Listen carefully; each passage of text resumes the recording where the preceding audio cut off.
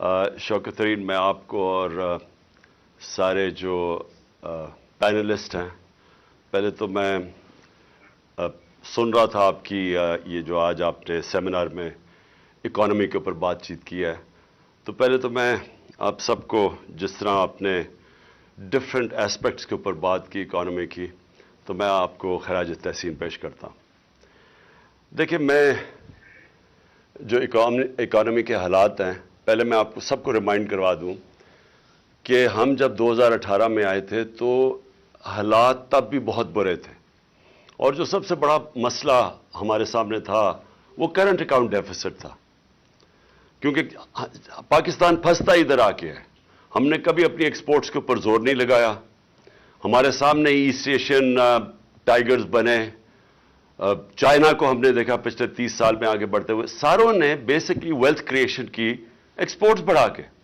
یہاں تو میں نے کبھی کسی کو مجھے کبھی کسی نے نہیں بتایا کہ جناب سارے ملک کو ویلتھ کریشن ایکسپورٹس کو بڑھانے کے لیے سارے ملک کو توجہ دینی چاہیے، کیونکہ اگر آپ کی ایکسپورٹس ہی نہیں بڑھیں گی تو یہ جو مرضی آپ کر لیں، جیسے اکانومی گرو کرے گی پھنس جائے گا جا کے کرنٹ اکاؤنٹ آپ کا، اور وہ پھر جب ڈیفیسٹ ہوتا ہے پھر وہ سارا وہ بوم باسٹ سائیکل پھر سے شروع ہو جاتا ہے۔ تو ہمارا تب بڑا تھا، اور مجھے یاد ہے کہ بڑی مشکلوں سے ہم نے پہلا 1 سال سروائیو کیا، اور مجھے ابھی بھی یاد ہے کہ اگر ہمیں سعودی عربیہ، UAE اور چائنا ہیلپ نہ کرتے تو ہمارے پاس پیسے نہیں تھے اپنی لائبلٹیز دینے کے لیے، تو وہ بڑا ٹائملی انہوں نے ہماری مدد کی۔ اور اس کے بعد جیسے ہم تھوڑا سٹیبلائز ہو رہے تھے تو پھر کووڈ-19 آ گئی۔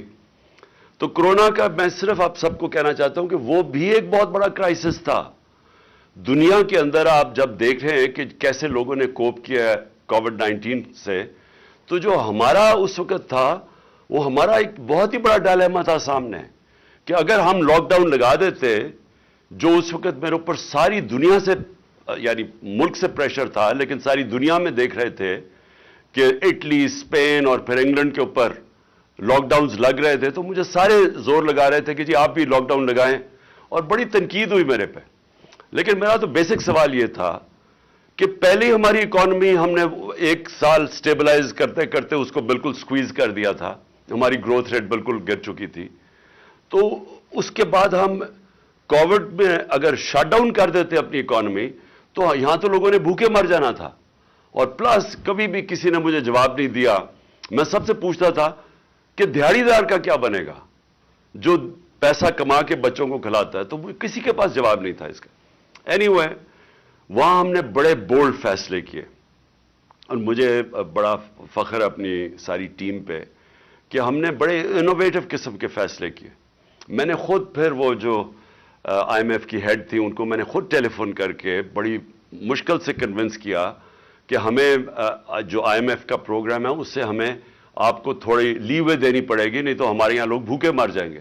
اور اس سے پھر کنونس کر کے ہم نے اپنی ایگریکلچر کے اوپر پوری خاص طور پہ کنسٹرکشن انڈسٹری کے لیے پھر ہم نے ان سے خاص رعایت لی، انسینٹیوز لیے، اور ہم نے ہماری جو کنسٹرکشن انڈسٹری تھی اس کے اندر جو گروتھ ہوئی اس نے ایکچولی روزگار بھی بچا دیا لوگوں کا، اور ہماری جو گروتھ ریٹ تھی اس کو بھی آہستہ آہستہ پک کرنا شروع کیا۔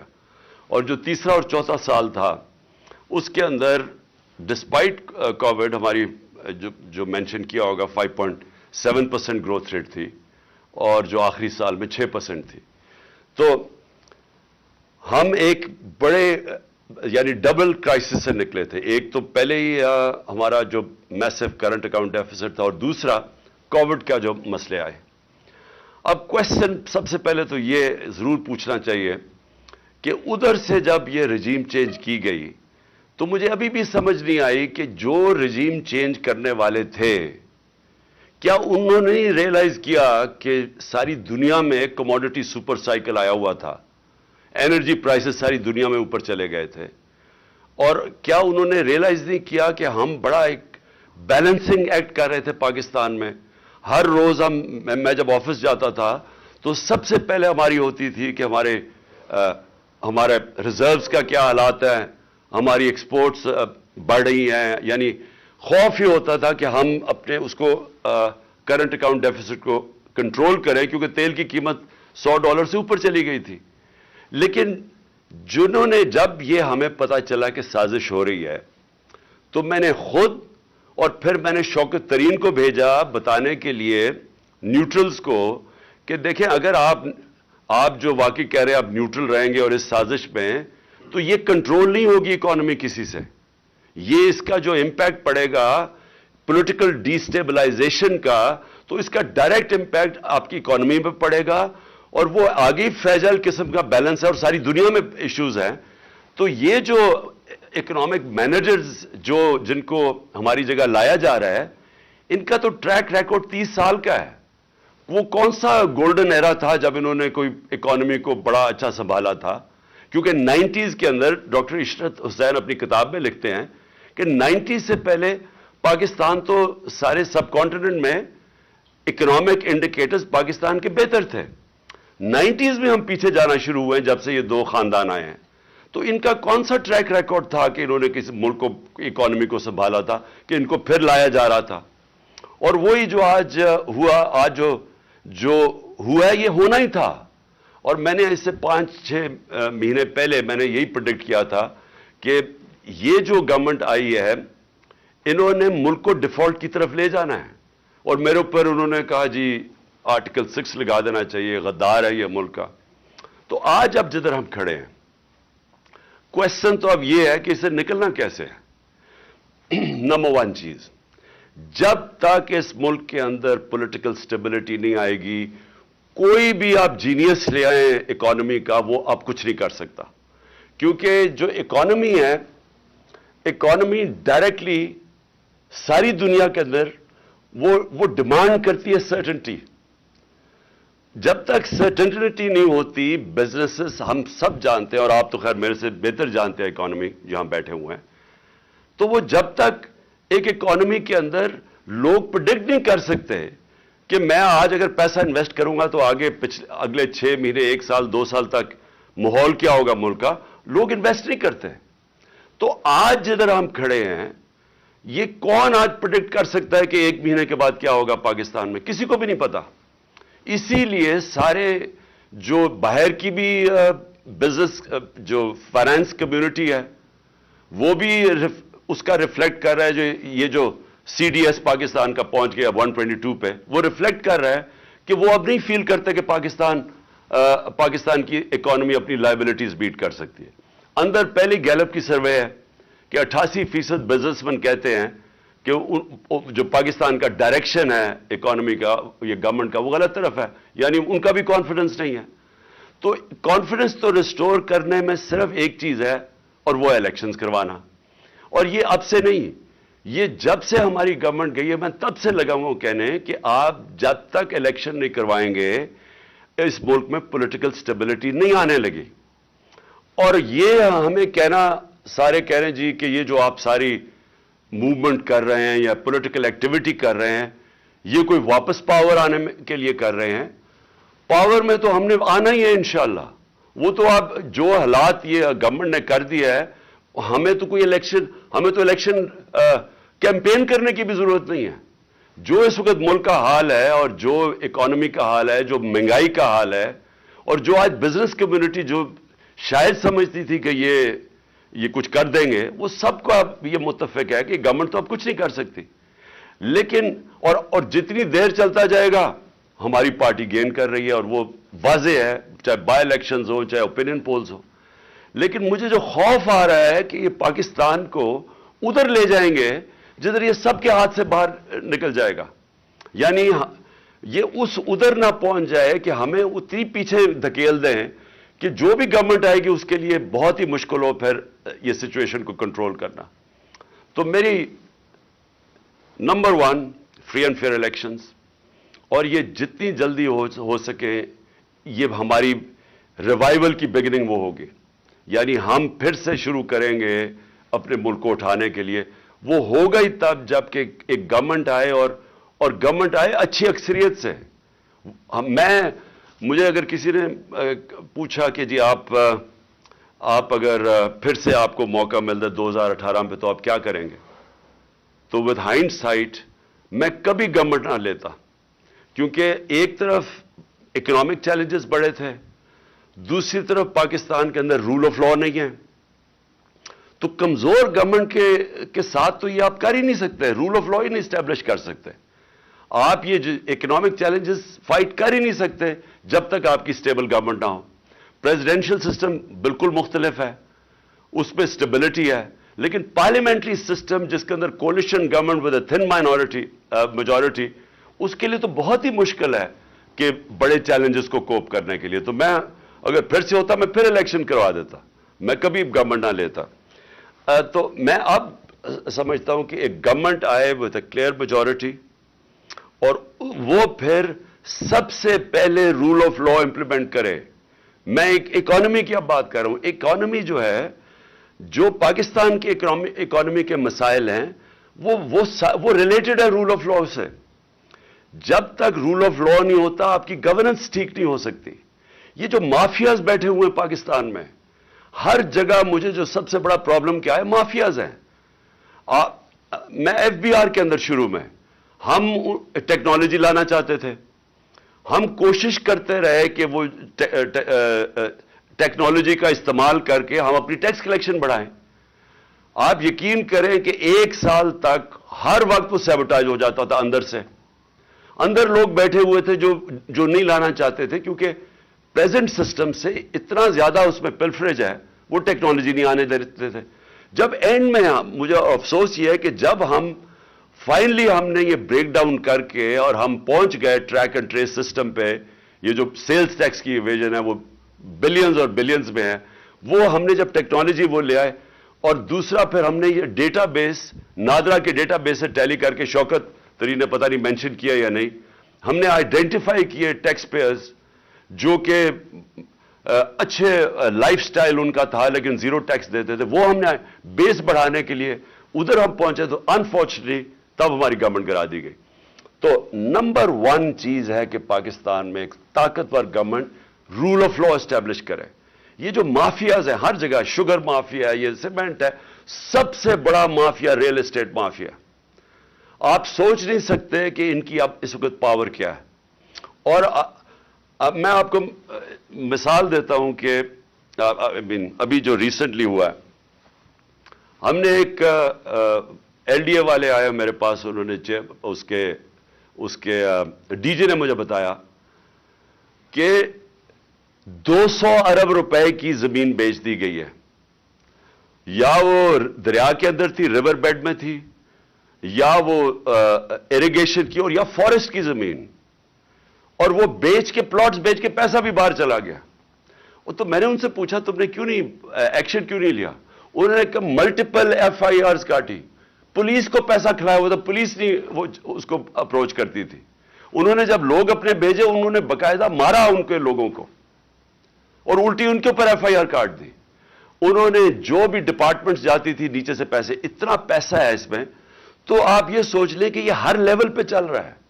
اور آپ امیجن کریں پیسہ کتنا ہے پاکستان میں، کہ یہ جب میں نے سی ڈی ایف بڑی مشکلوں سے ہم نے کیڈسٹرل میپنگ کروائی، وہ بھی دیر لگی، ڈیلے کرتے رہے، تو جب ہم نے وہ میپنگ کروائی یعنی ڈیجیٹلائزیشن کی، ہم نے لینڈ ریکارڈز کی، تو صرف اسلام آباد میں 1200 ارب روپے کی زمین کے اوپر قبضہ ہوا ہے، گورنمنٹ کی زمین کے اوپر، اور یہ سارے پاکستان میں ایسے ہی ہے۔ یہ جب تک ایک سٹیٹ کے پاس پاور ہو ٹو امپلیمنٹ، کہ سٹیٹ کی ریٹ ہو، اور وہ ہوگی ایک طاقتور گورنمنٹ سے۔ تو میں تو صرف یہ کہہ رہا ہوں کہ اس سے ہم ٹیکس کلیکشن اپنی بڑی انہانس کر سکتے ہیں، ٹیکنالوجی کا استعمال کر کے، یہ جو بڑے پاورفل لوگ ہیں ان کو ٹیکس کر کے۔ اور پھر سیکنڈلی ایکسپورٹس کے اوپر، اور مجھے فخر تھا کہ ہم نے زور لگا کے میٹنگز کر کے ایکسپورٹرز سے مل کے رکاوٹیں ان کی ہٹاتے گئے، کیونکہ ہر جگہ ایکسپورٹرز کے لیے رکاوٹیں تھیں۔ تو میں نے ریئلائز کیا ہمارا مائنڈ سیٹ ہی نہیں ہے اس چیز کے اوپر۔ یعنی کئی میں آپ کو مثالیں دے سکتا ہوں کہ جدھر ایکسپورٹر ملک کو بینیفٹ پہنچا رہا ہے، ڈالرز لے کے آ رہا ہے، لیکن اس کے لیے ہر قسم کا جو ہمارا سسٹم ہے رکاوٹیں پیدا کی ہوئی تھیں۔ تو جو ایک مائنڈ سیٹ اب چینج کرنے کی بات ہے کہ سارے ملک کو ہم نے لگانا ہے کہ ہم ڈالر کیسے زیادہ ملک میں آ سکتے ہیں.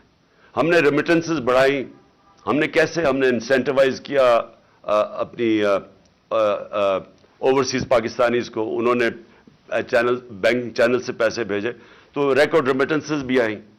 لیکن اس سے بہت کچھ اور ہو سکتا ہے. سب سے بڑی چیز یہ ہے کہ جب رول آف لا ہو تو ہمیں انویسٹمنٹ آئے گی باہر سے. میری کنٹینشن یہ ہے کہ 10 بلین بیرون پاکستانی ہیں. اگر ہم ان میں سے 20 لاکھ کو بھی 15 لاکھ کو بھی اگر ہم ان کو انویسٹمنٹ کے لیے لے آئیں پاکستان میں, تو وہ ہمیں, میرے خیال میں وہ اتنا زیادہ پیسہ لا سکتے ہیں کہ ہمیں ضرورت نہیں ہے کسی سے پیسے لینے کے لیے. لیکن ان کا, اور اب اوورسیز پاکستانی سے پوچھیں, کیونکہ میرا ان سے انٹریکشن ہے, انہوں نے مجھے شوکت خانہ میں مدد کی, نمل یونیورسٹی میں 30 سال سے میرا انٹریکشن ہے, پی ٹی آئی میں جس کو یہ فورن فنڈنگ کہتے ہیں, یہ اوورسیز پاکستانیوں نے ہمیں فنڈ کیا. آپ ان سے پوچھیں کہ کیوں نہیں انویسٹ کرتے پاکستان میں, دبئی میں چلے جاتے ہیں انویسٹ کرنے کے لیے. یہی پاکستانیز آپ دیکھیں گے ملیشیا بھی انویسٹ کرتے ہیں, پاکستان نہیں آتے. ایک وجہ ہے, کسی کو کانفیڈنس نہیں ہے کانٹریکٹ انفورسمنٹ پہ. ان کو یہ خوف ہے کہ ان کے ساتھ کوئی فراڈ ہوگا, اور ہوتے ہیں. زمین پہ ان کے قبضے ہو جاتے ہیں, پلاٹس پہ قبضے ہو جاتے ہیں. تو اگر آپ نے کوئی کاروبار شروع کرنا ہے, ان کو کانفیڈنس ہی نہیں ہے کہ یہاں ان کو پروٹیکشن ملے گی پاکستان کے انصاف کے نظام سے. میں اگر آپ کو سارا سم اپ کر دوں اینڈ میں, کہ دیکھیں جدھر یہ لے کے جا رہے ہیں پاکستان کو, مجھے افسوس سے کہنا پڑتا ہے کہ جو بھی اب گورنمنٹ آئے گی اس کو وہ سٹیپس لینے پڑیں گے جو ہم نے آج تک لیے نہیں ہیں.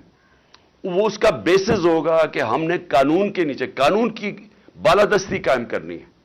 اور یہ نمبر 1 چیز ہوگی جو, اور یہ آسان نہیں ہوگا کیونکہ جو طاقتور ہے وہ آرام سے قانون کے نیچے نہیں آتا. لیکن اگر ہم نے یہ شروع کر دیا تو جیسے جیسے لوگوں کو کانفیڈنس ہوتا رہے گا پاکستان کے جسٹس سسٹم میں, تو یہاں انویسٹمنٹ کی کوئی کمی نہیں ہے. کیونکہ 22 کروڑ لوگ ایک بہت بڑی مارکیٹ ہوتی ہے. یہ مجھے سیمنز کا مجھے چیئرمین ملا ادھر ڈیووس میں, تو وہ میرے سے پوچھ رہا تھا کہ کیوں نہیں سارے اس وقت ساری دنیا کی بڑی بڑی ملٹی نیشنلز کے ہیڈ کوارٹرز پاکستان میں ہونے چاہیے. آپ کا 22 کروڑ کی آپ کی آبادی ہے, لیکن آپ اس کو جب آپ آگے بڑھیں گے تو ایونچلی وہ آ جائے گا کہ ان کو پاکستان کے سسٹم میں کانفیڈنس نہیں ہے. تو ایک ہمیں سٹیبلٹی چاہیے, ایک گورنمنٹ آئے جو کہ 5 سال کے لیے آئے اور سٹیبل گورنمنٹ ہو. اس کے بعد وہ انفورس کرے رول آف لا, جس کے اندر بزنس کی پروٹیکشن کے لیے کانٹریکٹ انفورسمنٹ. اس کے لیے اگر آپ اسپیشل کورٹس بھی بنانے پڑیں, لیکن جو ایکسپورٹ انڈسٹری, جو بھی انویسٹ کرتا ہے ہماری ایکسپورٹ انڈسٹری کے اندر, ان کو اسپیشل انسینٹیوائز کریں. جو بھی آگے سے اگر کبھی, جو میرے سے ایک غلطی ہوئی وہ اینڈ میں ہم نے کرنے کی کوشش, مجھے شروع میں کرنا چاہیے تھا کہ آگے سے جو بھی ہم اب ایمنسٹی کبھی دیں تو ایمنسٹی صرف ایک ہونی چاہیے کہ جو بھی اپنا پیسہ انڈسٹری میں لگائے گا اسی کا صرف وہ بلیک کا پیسہ وائٹ کر سکتا ہے. یعنی ہم سارا ڈائریکشن اپنے ملک کا ویلتھ کریشن میں لگائیں, انڈسٹری میں لگائیں.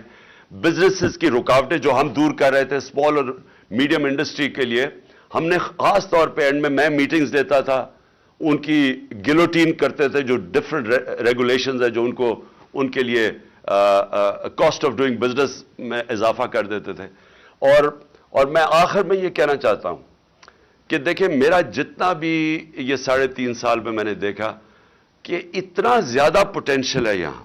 نمبر 1 ٹورزم, جتنا ٹورزم کے اندر, کیونکہ میں انفارچونیٹلی کووڈ کے 2 سال آ گئے جس میں دنیا میں ٹورزم افیکٹ ہوئی, لیکن میں آپ کو یہ بتا رہا ہوں کہ پاکستان میں ایسی ایسی جگہ ہیں, اور ہم نے ایک پورا پلان بھی کیا ہوا ہے ایک سکردو کے اندر ایک جگہ کہ پوری ریزورٹ بنے, کیونکہ وہ ایسی ایسی جگہ ہماری. آسٹریا سے میرے پاس ٹورزم کے لوگ آئے, انہوں نے کہا کہ Pakistan could become the next skiing centre in the world, کیونکہ وہ گلوبل وارمنگ سے برفیں پگھلتی ہیں جلدی یورپ کے اندر, تو پاکستان کی ہائٹس اتنی زیادہ. سو ٹورزم ایک ہے, ہر قسم کی ریلیجس ٹورزم ہے, وہ سارا ہمارا جو کوسٹ لائن ہے وہ ساری ورجن ٹیریٹری ہے, اور ماؤنٹن ٹورزم. اور تیسری چیز کہ پاکستان کے اندر جو ہم نے کبھی زور نہیں لگایا کنیکٹیوٹی کا, وہ ہم اینڈ میں کوشش کر رہے تھے سارا سینٹرل ایشیا اس وقت پاکستان کے لیے اور افغانستان میں اگر اسٹیبلٹی جو اب آ رہی ہے تو ہمارے لیے وہ سارا ایک ایریا وہ بھی ورجن ٹیریٹری ہے, اس کے اندر بھی اتنا زیادہ پوٹینشیل ہے جو ہم نے اینڈ میں جا کے کوشش کی تھی ایکسپلور کرنے کی. اور آخر میں یہ جو ہمارا اس وقت کرائسس ہے یہ انرجی کا, میں فرم بلیور ہوں کہ ہمیں آتے ساتھ ہی ہمیں رشین آئل لینا چاہیے تھا. ہم نے ان سے بات کر لی تھی کہ اپریل کے اندر ہم نے روس سے تیل خریدنا شروع کر دیا تھا ڈسکاؤنٹڈ ریٹ پہ جو ہندوستان کر رہا تھا. اور یہ اتنے خوف زدہ ہوتے ہیں امریکن سے, یہ ریئلائز نہیں کرتے کہ انڈیا ہمارے سامنے, انڈیا نے سٹینڈ لیا, انہوں نے پوری زور لگایا کہ انڈیا روس کا تیل نہ لے. آپ کے سامنے ہے وہ جو انڈین فورن منسٹر نے کتنی اپنے ملک کے لیے وہ کھڑا ہوا, یعنی وہ امریکنز انڈرسٹینڈ کرتے ہیں یہ چیز. ہمارا اس وقت تقریباً 10 کروڑ لوگ ہیں جو ونربل ہیں, 5 کروڑ لوگ ہماری غربت سے لکیر سے نیچے ہیں, 5 کروڑ لوگ اوپر اتنے ہیں کہ اگر پرائس شاک آتا ہے وہ نیچے چلے جاتے ہیں. تو اس وقت جو سب سے بڑا پرابلم ہے یہ جو انرجی ڈریون انفلیشن ہے, تو ہمیں تو اس کے اوپر پورا اپنا ان کو, اور میں بلیو کرتا ہوں کہ ہم کنونس کر سکتے تھے امریکنز کو, ہم کنونس کر سکتے تھے کہ ہمیں سستا تیل آنے دو.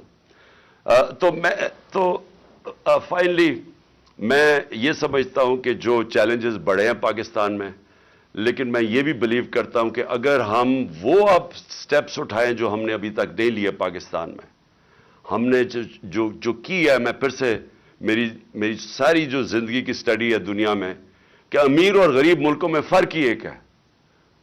امیر ملکوں کے اندر رول آف لا ہے, غریب ملکوں کے اندر انفارچونیٹلی سارے جتنے بھی غریب ملک ہیں وہ ان کے اندر طاقتور کے لیے ایک قانون ہے اور کمزور کے لیے دوسرا ہے, اور یہ واحد وجہ ہے کہ وہ غریب رہ جاتے ہیں. نائجیریا تیل کے اوپر بیٹھا ہوا ہے, غربت ہے, کیونکہ رول آف لا انڈیکس کے اوپر نائجیریا 7% ہے. سوئٹزرلینڈ وداؤٹ ریسورسز خوشحال طبقہ ہے کیونکہ 99.9% رول آف لا ہے. ساری ویسٹرن ڈیموکریسیز 90% سے زیادہ ہیں. تقریباً ساری مسلمان دنیا 20% سے کم ہے اور پاکستان 10% سے کم ہے. تو جب تک یہ جو اصل ایشو ہے, خوشحالی آتی ہے رول آف لا کے بعد, انصاف ہوتا ہے تو خوشحالی آتی ہے. یہ جو کہ دنیا کے ایکسپیرینس میں ثابت ہو گیا. اور میں بھی یہ سمجھتا ہوں کہ ہمیں اگر اللہ نے موقع دیا تو جو سب سے امپورٹنٹ چیز ہے ہم نے اسٹرینگتھن کرنا ہے اپنا انصاف کا نظام. Thank you.